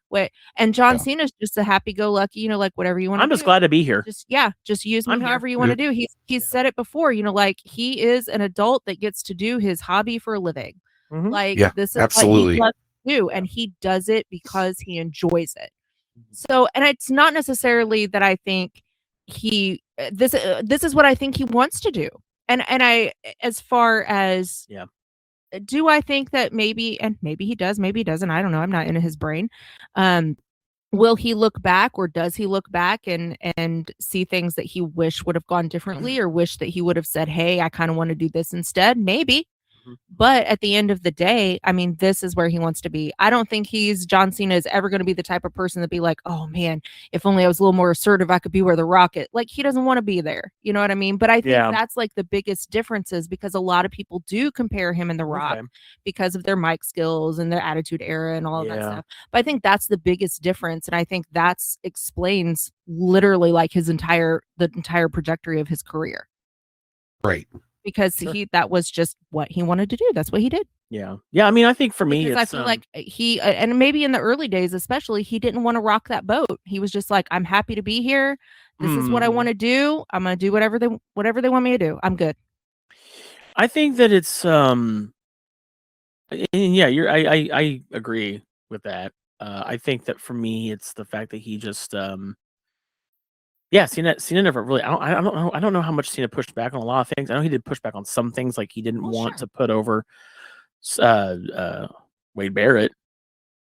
I don't know about any of that, but the whole Nexus thing, Edge talked about that, where Edge wanted to put over Wade Barrett in the Nexus, and John Cena was like, no. Yeah. Well, he didn't. He directly, which also directly caused David Otunga. I don't know who that is. He was a member of the Nexus at the time with Wade Barrett. Yeah, and which also impacted David Otunga's career. Yeah. Heath Slater. Who? I didn't hear. Heath Slater. Him and Rhino were the XCX. I got kids. Yeah. Heath was part of that group. He was part of the Nexus. Okay. With David Otunga. If I saw his face, I would know him. Yeah. So Cena caused a lot of that because which also directly impacted CM Punk, because CM Punk did not want the whole Shield stuff going on. So there are some things. I'm not saying that he never did any of this. I'm saying I think that was a majority. Overall, we saw like the reason for his career trajectory. A lot of people are also speculating. There's a little theory I'll put out there. Is a lot of people think that Cena went into business for himself at that night, and that wasn't supposed to be the finish, and he tapped. Like, the finish was gonna be Gunther winning, but that was not how it was supposed to happen, and that's why he kind of was like, oh, and why Gunther was because so surprised. Gunther was very shocked, and he looked up at the ref and goes, he tapped out. Gotcha. And a lot of people think that's why Triple H came out laughing, was like, haha, you got us, you had to get us one more time. So I don't know what the real finish was going to be, but maybe that was it. I don't know. But I'm telling you that you could see, like, it clicked literally like the second before he did that, and it was just the look on his face completely changed, and he was just like, this is it. Yeah, I'm done. So Yeah. no, John Cena did not get to do a lot of this stuff. He did not get to. He also did not, from what I believe he also said on the Chris Van Vliet podcast, was on Insight, he did not get to pick his opponents. So he was did very not clear about get that. to pick Brock Lesnar, not get to pick AJ Styles. So for me, I do feel like he would have picked AJ Styles. So for me, that was whose farewell tour was this? Was this really John Cena's farewell tour, or was this TKO's farewell tour? Oh, it's definitely TKO's. Yeah.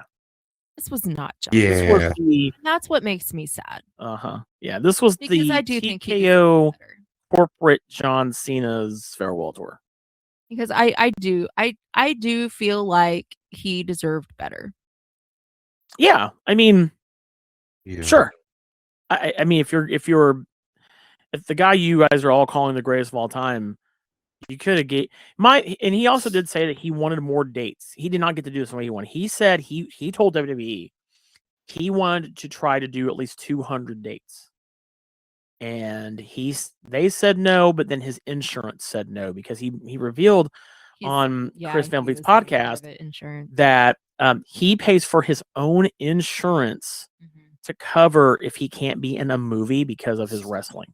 Yeah. So that's another reason why he was so limited on his appearances, is because he also understand he's a movie star, he's a TV star, all this other shit he does.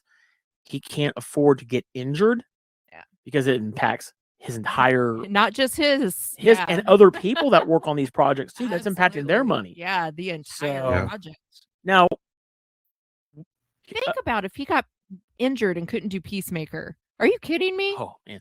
So Peacemaker was already filmed anyway. But I get what you're saying. Thank you. So, few things. One is a lot of, and we didn't talk about a lot of this stuff. I just kind of glared over a lot of this stuff on the tour. Right. The big thing I did not like about this tour was a lot of these things he did, these matches had like little build. Him and Cody Rhodes had barely any build. Yeah. Him and CM Punk had barely any build. Him and Randy Orton had barely any build because he wasn't at a lot of these things. They were trying to push too much into this last year. What they should have done in very little amount of appearances. Right. What they should have done was do some pre-tape. Do some pre-tape stuff. Yeah, that would have actually. If he's gonna, if my thought process is this: if John Cena is in the building, you use John Cena as much as you can safely. Absolutely. Mm-hmm. He could have done tons.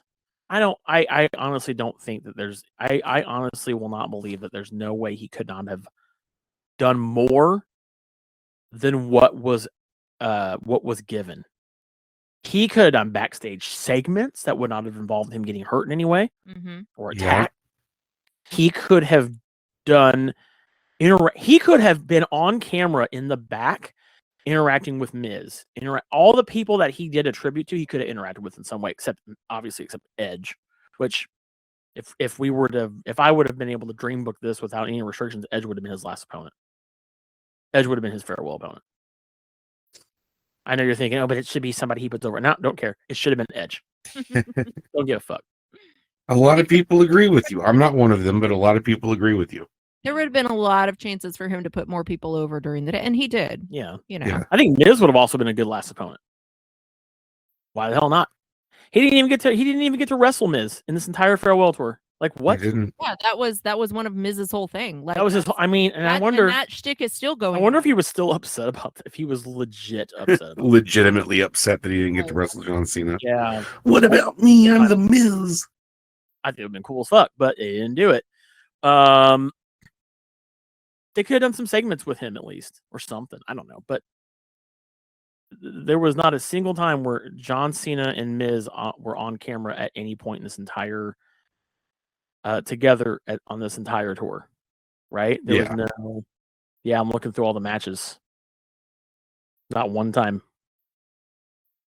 Ridiculous, insane. I think this could have been more. I think the fans deserved more. For sure, deserved more. Considering how much WWE is on the road, 36 days I don't think was enough. I think John Cena tried to give as much as he could because he was doing fan expos and conventions, and he was doing as much as he could. But I don't think that TKO did right by him for this being his last run in the ring. Now, I think he did also say he has signed a Legends deal with the WWE for 5 years. So of course, something like that. Yeah, he will be part of the company. Do I think he will make appearances on like Raw? Absolutely. Absolutely. I think he will be at WrestleMania next year. Of course, not wrestling. I think he will be in Impact some way. Do I think that John Cena will ever be in the ring to wrestle again? No. I know a lot of people. I think he was serious about that. Yeah. I know a lot of people are saying, "Oh, come on, he'll be wrestling at he'll be wrestling at WrestleMania next year." Oh, Rock's gonna come out and say, "I stole your soul, so you can't end your career." Shut up. You guys are literal marks. Be quiet. Mark. You fucking marks for real. Like, stop it. He is. When John Cena says a thing like that, I trust that. He's not gonna go TNA. Oh, that would have been kind of cool for a one night off. Would be like a TNA thing. I mean, yeah, they should have done that. But to be honest, I think John Cena wanted to end his career like Kobe Bryant did, only playing for one team. Oh, yeah, and he did that. He never ever wrestled in another company. So good for him. That's kind of crazy for me to see. And no one really. I mean, how many people do that? I can't think of anybody else currently Well, Undertaker. No. No, Taker. He was Mean Mark. He was Mean Mark Calloway in Callis. WCW. So John Cena really is the only person I think to ever really have a mainstream career in one major wrestling promotion. Let's finally get off the train. That is the career of John Cena. That's a wrap. The life and times of Jonathan Cena. It's crazy that like Josh and I got to see his entire career. Yeah. Kind of wild. It is. Yeah. We're old. You said it, not me. It just begs the question. So we're doing a review of 2025, and based on this entire year, who do you think the next John Cena will be? Who do you think, based off what we've seen this year from a lot of the other talent, now we can finally focus away from him. Who do you guys think will be that next person that is going to be that big in the proper and maybe fashion? They already are, and maybe there's somebody that's big now. I was going to say, in the proper fashion, it's always somebody. It's never someone who's already had a career. It's always somebody who just starts. So it's going to be somebody new, and I can't really count NXT anymore. So honestly, it's probably someone who we don't even know. Okay, that's fair. Do you guys think it will be Gunther? Fuck no. Really? Okay. I mean, because if we're talking John Cena caliber, no, I don't think it's going to be Gunther. Okay. Now, I don't think anybody is going to be in the exact style of John Cena or whatever. But if we're talking about just like the big, name, the big everything, no, I don't think it's Gunther. You don't think it's Gunther at all? No. I don't think that Gunther needed that match, by the way. He is a two-time Intercontinental. Yeah, two-time Intercontinental champion, one-time World Heavyweight champion, and he is the longest reigning IC champion of all time. So I don't think he really needed that. He didn't. And another thing, so I don't say that because I don't think Gunther is good. He's good. When we talked about our favorite title runs or whatever, I mentioned Gunther for Intercontinental. I really enjoyed that. I think he's great. He is to me, he is less entertaining. Yeah. And he's very much more the technical old school style. Sure. Wrestling. At least those are the vibes and everything that I get. And that is why I say I don't think he's going to be the next Cena. John Cena was an entertainer first and foremost. Gunther is not that. Yeah. Gunther is a wrestler. I don't know. I mean, it's going to be tough because right now, a lot of the older guys have the belt. I mean, maybe it'll be Cody. I could see Cody. I could see Cody. I could see Cody being that. They're trying to set up Cody to be the guy for like a minute. So yeah, which is why I know Cody heel turn. Which is why. Anyway. Well, I don't. Here's the problem with that. I'm saying. Yeah, I don't think that's gonna. I think that it's gonna. I think Cody Rhodes, us wanting a heel turn, is like how we wanted John Cena to turn heel. And my problem is that Cody Rhodes is so hot right now. I can't see him going heel and like not signing autographs for children or things when he comes out. That's because it's not gonna. If he goes heel, it's not gonna be kayfabe heel. He's not gonna. I think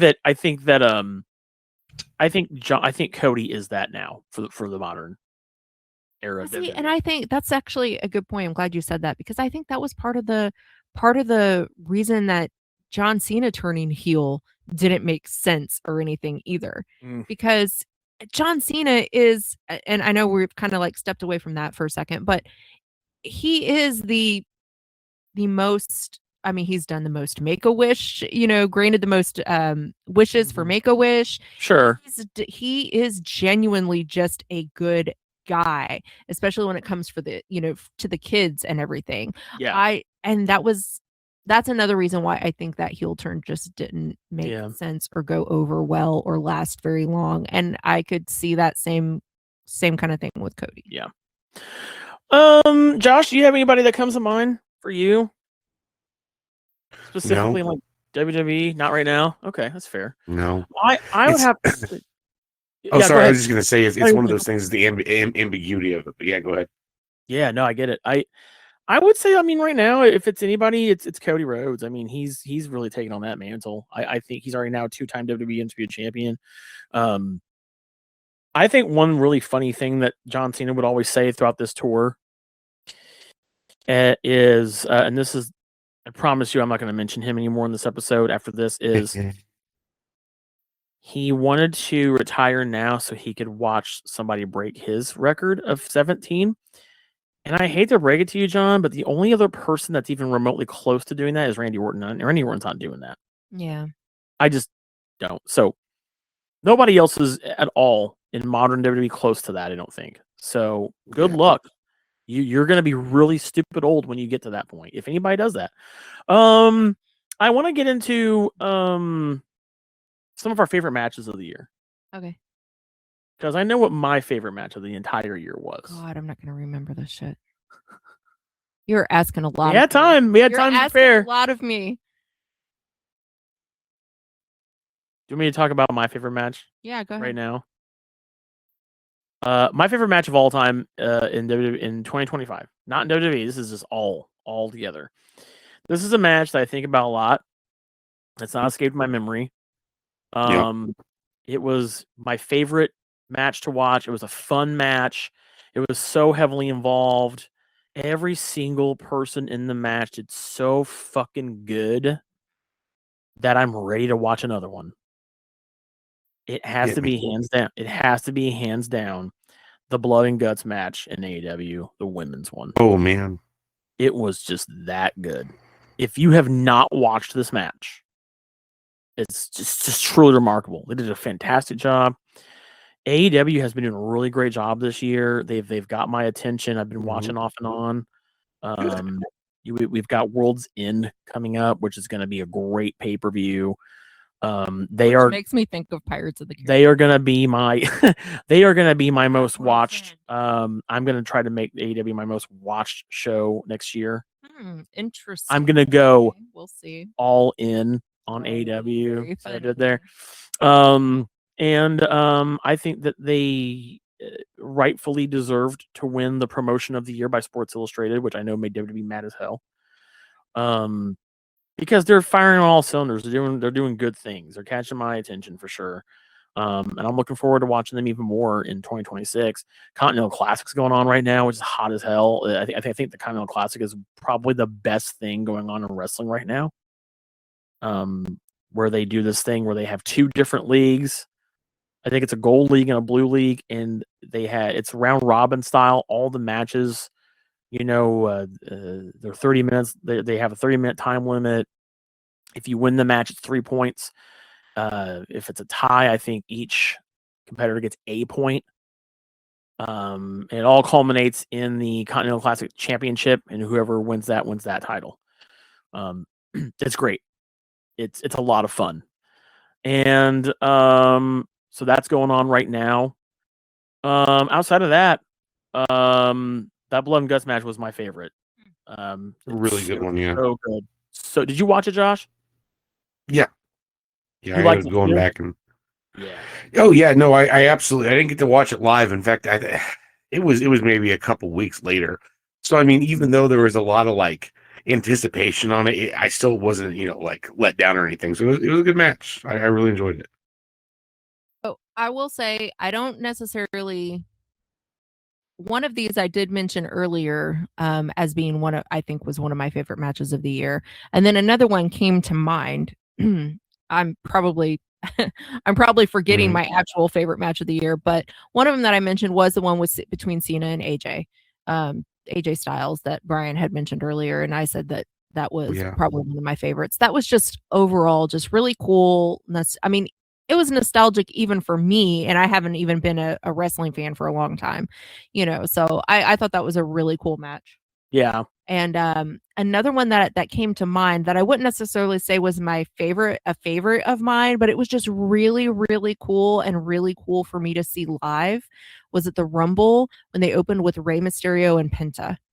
Oh, when they started the men's Rumble with Rey and Penta? That was pretty That was badass. Yeah, that was, and again, I wouldn't necessarily say that was one of my favorites, but it's definitely one that stood out and, stuck in my head. So that was great. Another not even honorable mentions. These are also great. Also, which was I think my favorite WWE match. Okay. This year was the triple that's threat one of match them at I watched. Triple threat match at WrestleMania between Punk, Rollins, and Roman. Yeah. That was great. That was pretty great. That was good. I don't even like those guys, and that was a good match. Yeah, that was a really good match. that was fantastic. And then I think my other favorite match this year was Hangman Adam Page versus John Moxley at All In. That was really good. That was when Hangman Adam Page won the AEW World title from John Moxley. Moxley had the belt in a briefcase the whole time. He was as part of the Death Riders thing. And he was hiding the belt. He didn't think anybody deserved to see it, and he locked it up in a briefcase. And Hangman won, and he opened it up. And it was really cool. Another really great one, which was a women's match, was Timeless Toni Storm versus Mariah May. That was a really good match in AEW. I even heard about that was definitely one of my favorite matches. That was a fire ass match. That was great. For sure. Josh, that was the one I was gonna say. That was the one I was gonna say. Yep.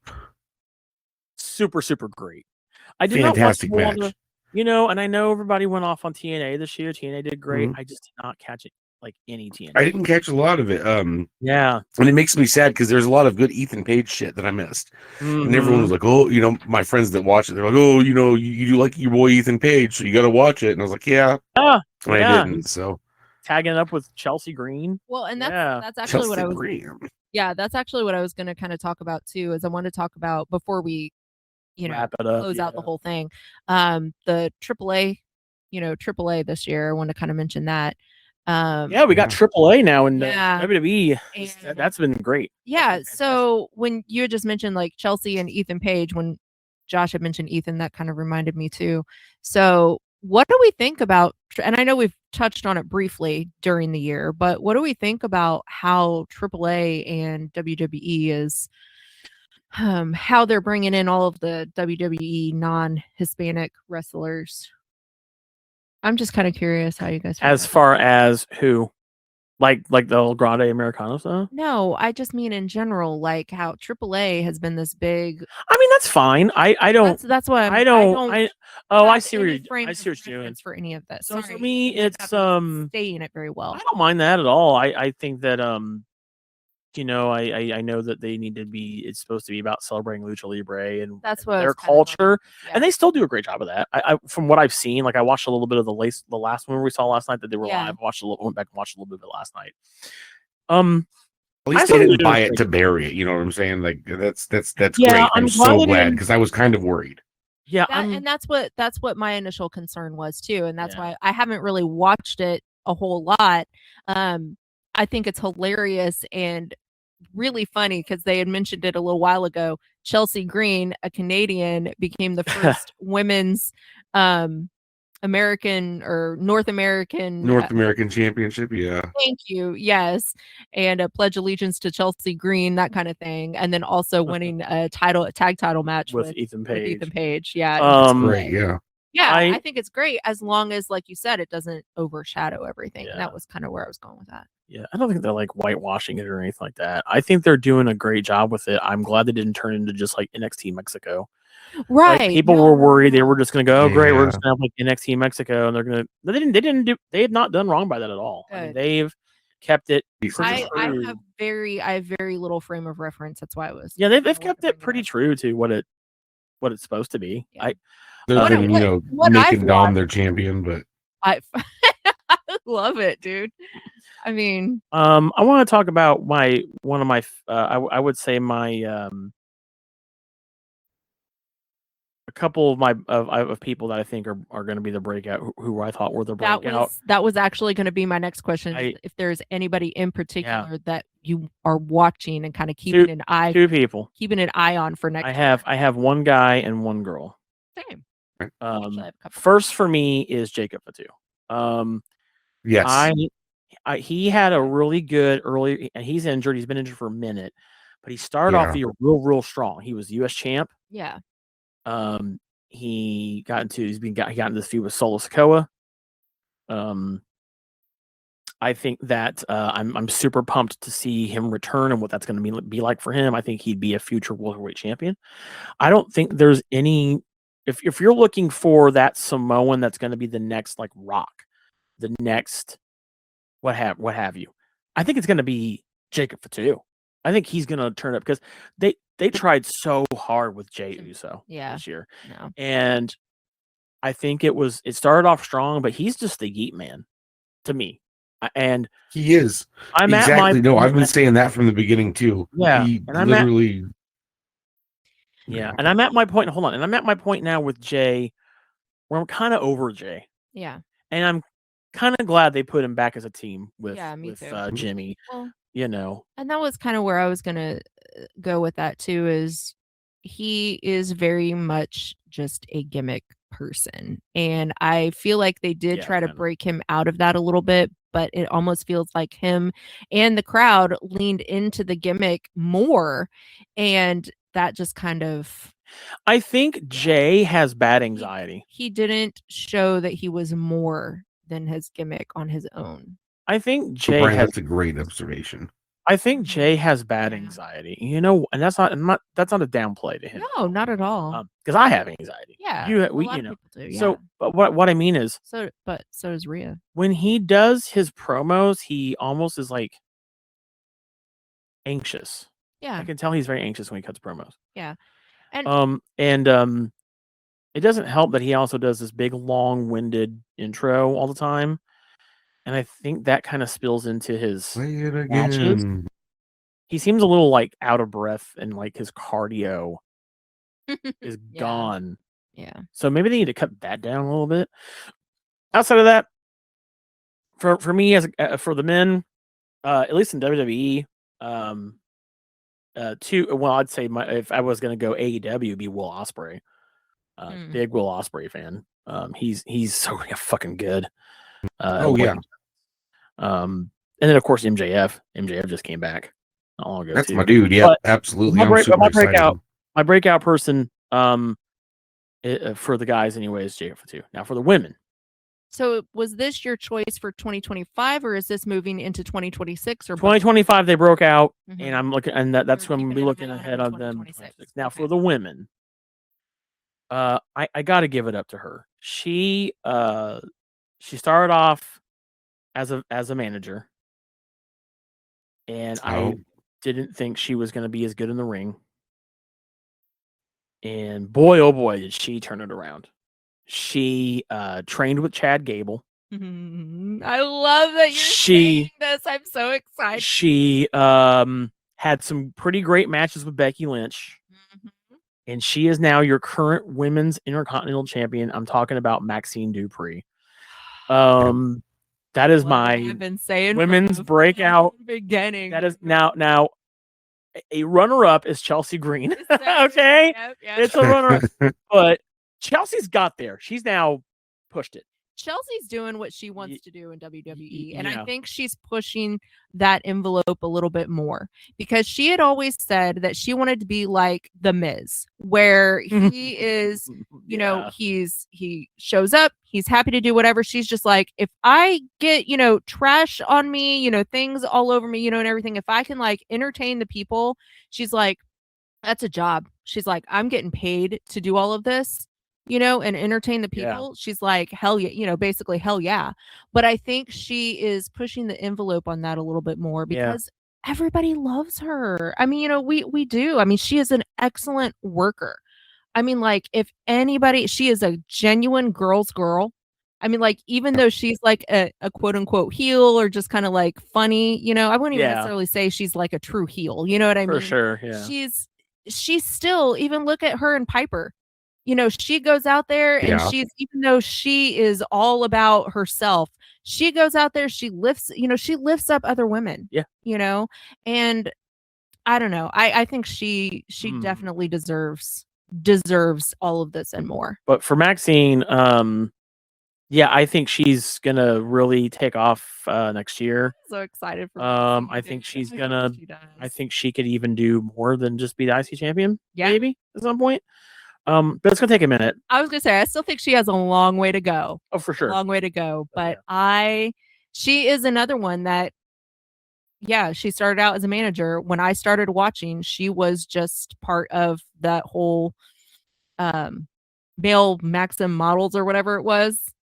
The whole Maximum Male Models with Oh, Max yeah. versus LA Knight. Yeah. Yeah. Yeah. So she had just, I think, started on I don't even remember if it was, I think, Raw when I started watching. She had just started on there. So yeah. And it was all right. Otis, it was Otis. All right. I'm excited for let's her. go to Josh. Josh, who was your breakout? So funnily enough, it's kind of a half-assed answer because Jacob Fatu was my guy for 2025, and then like you said, he'd been hurt the whole time. So I'm gonna agree with you on him, but since I need to give an original answer that's not Jacob Fatu again, I do want to point out that AJ Styles did say that this was going to be his retirement year. So I don't think it's going to be as in your face as what they did with John Cena this year, but I think there's going to be a lot of attention on it. Sorry, our Alexa device just said something. We were like, what? Oh, that's funny. Yeah, no, that's funny. I agree with you for sure. Yeah. Okay. So you're looking forward to seeing what AJ I think this is going to be a year of AJ Styles because he's saying goodbye, and he's I mean, we'll face it, he's not John Cena, but he is still a huge fucking icon in the realm of wrestling. Okay. So I think this is going to be very much in the same vein his year as it was John Cena's year. Now for the women, it's already starting to happen, and I see the momentum going nowhere but forward with Stephanie McCurry. And I get that she's kind of got the one thing where it's just like, I have an ass. Like, she's the female Mr. Billy Gunn. But, like, she really does have a lot of talent that's not just the one move. Absolutely. So I'm predicting that she's going to go on just a big upward momentum. Fuck yeah. All right. So this whole year-end review thing has really made me realize that I did not watch a whole lot of anything this year outside of WWE. Well, we're changing that next year. So that's what I was going to say. Absolutely. I do want to try to branch out a little bit more next year. Absolutely. But so who do you got? Who's your two? So two of my people, they're going to be from WWE because that's what I've been watching. Of course. But they're actually from NXT. Ooh, I love it. Oh, I know. I think I know who one of them is. Oh, I forgot about her. Sol Ruka. Yeah. Yeah. Yes. Did kind of, and I've actually been watching her for a little while, and because she's actually had a couple of matches on, I say main WWE TV because main Raw, WWE TV. Right. But she's had a couple of matches there already. But I've caught a couple of snippets and everything online of her in NXT, and I just think she's extremely talented, and I really like her. I like her overall persona. I like her attire. I like her attitude. I like her. She's really talented. So she is definitely one I'm going to watch. Okay. And another one, Ethan Page. I really like Ethan Page. But Oba Femi. Ooh, let's go. Yeah, he's a big dude. Yeah. That. All right. Really? You didn't? No. Dude, yeah. You like that match with Cody Rhodes on Saturday Night Main? I did, yeah. And he's great. He's fucking But yeah, he's a big dude. He can hold his own, and he is a good wrestler. I haven't seen a whole lot. I haven't watched a whole lot or seen a lot of snippets or anything from him, but just what I've seen, he stood out. Yeah. All right. I would say for me, for NXT, would be for sure Sol Ruka. But I'm a Javon Evans guy. Javon Evans. Okay. Yeah. I'm looking forward to seeing. He had a really good match with Gunther. Yeah. That he looked like he could have. He did. Yeah. I like him for sure. So I'm really looking forward to seeing him off and on a little bit. Yeah. It's good. What him and Kalani Jordan. She's great. You've seen a couple of her matches. She's really good too. Mm-hmm. Speaking of the name Jordan, totally not the same thing. But what's going on with Jordan Grace? Jordan Grace. Oh, she's on NXT. I know, but I haven't heard anything about her. Yeah. They just haven't done anything yet. There's a couple of people that came over from TNA that they're just kind of chilling on. We're gonna talk all about the future of next year in our next episode. Oh, okay. So we won't delve into that. So because there's a lot of stuff that I don't want to talk about right now that are going to be in the future that are going to be kicking off soon. But that's it, guys. That's a wrap. That is our 2025 review show. Thank you guys so very much for listening to our podcast this year. And as we get into our second full year as a show, we hope to see you guys come out to Squared Circle Expo 6.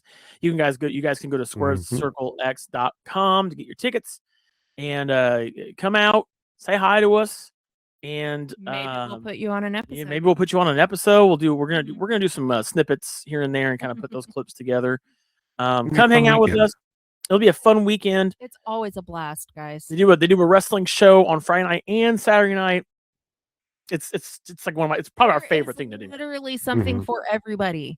Kids. Yes. Dude, I left the Friday night one early and Danhausen came out. You should not announced anything. I know. That's what I you get. fucked up. That's the thing is these shows are so good that you can't even leave early. Don't leave. I learned my lesson the first year when I only went one day, and I'm just like, what? Yep. Yeah, You missed how out. did I miss this? Yeah. But we will be there both Friday and Saturday. So come say hello. Stop by our booth. We're looking forward to seeing everybody there. And thanks so much for everybody for listening to our show, for helping us be like a number 1 rated pro wrestling podcast this year. We appreciate that. And we'll see you guys in 2026. Take it easy, guys.